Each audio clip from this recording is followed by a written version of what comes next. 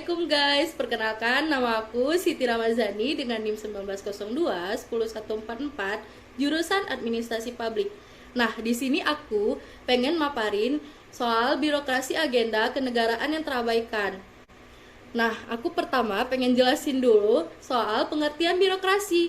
Birokrasi merupakan sesuatu sistem pengorganisasian negara dengan tugas yang sangat kompleks dan hal ini jelas memerlukan pengendalian operasi, manajemen pemerintahan yang baik. Sangat disayangkan apabila kerja rutinitas aparat birokrasi sering menyebabkan masalah baru yang menjadikan birokrasi statis yang kurang peka terhadap perubahan lingkungan, bahkan terkesan cenderung kurang peka terhadap pembaharuan. Nah, budaya birokrasi di Indonesia terbentuk melalui proses sejarah dimulai dari zaman kerajaan tradisional, dilanjutkan dengan zaman kolonial dan pergerakan, dan sampai pada zaman revolusi. Dan birokrasi mulai mapan sejak Indonesia merdeka.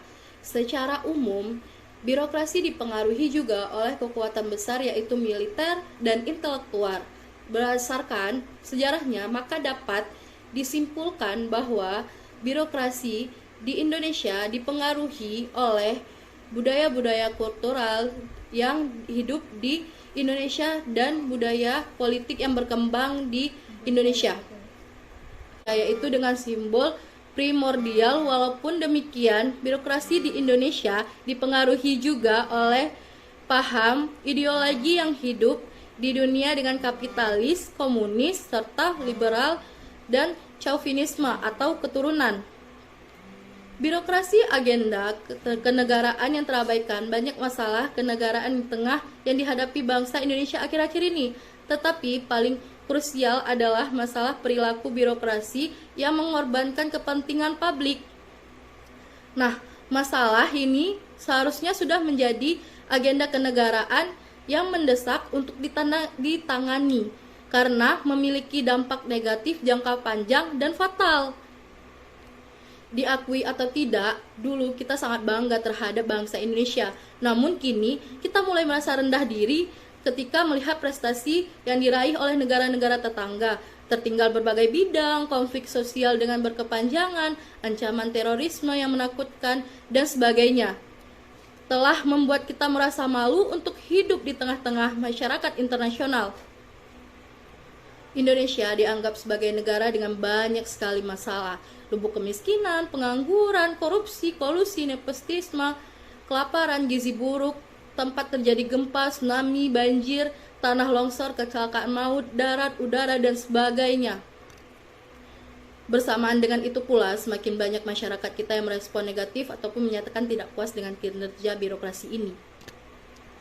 Masyarakat menunjukkan rasa simpatik dengan birokrasi yang sering apatis, tidak berpihak kepada masyarakat, lamban, kurang transparan, cenderung mengambil keuntungan dari setiap musibah yang melanda negeri ini, kurang cerdas dalam menangani berbagai masalah, musibah, dan lain sebagainya.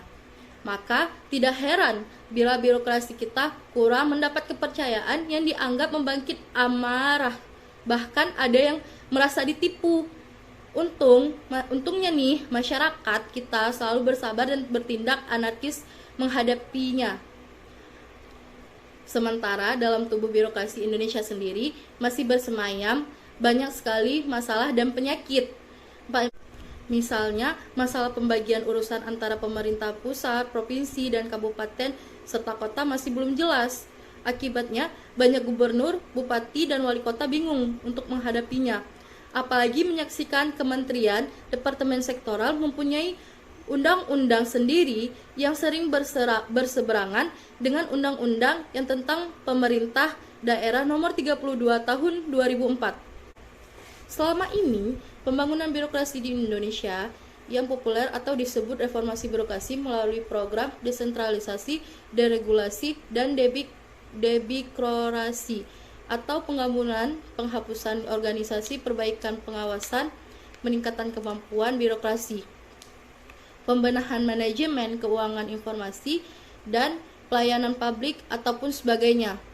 belum menampakkan hasil yang signifikan dalam mengatasi masalah publik. Contohnya saja program desentralisasi yang telah dimulai sejak berlakunya Undang-Undang Nomor 5 Tahun 1974, tetapi implementasinya diabaikan begitu saja. Demikianlah yang dapat saya sampaikan, lebih dan kurang saya mohon maaf. Wabillahi taufiq wal hidayah. Wassalamualaikum warahmatullahi wabarakatuh.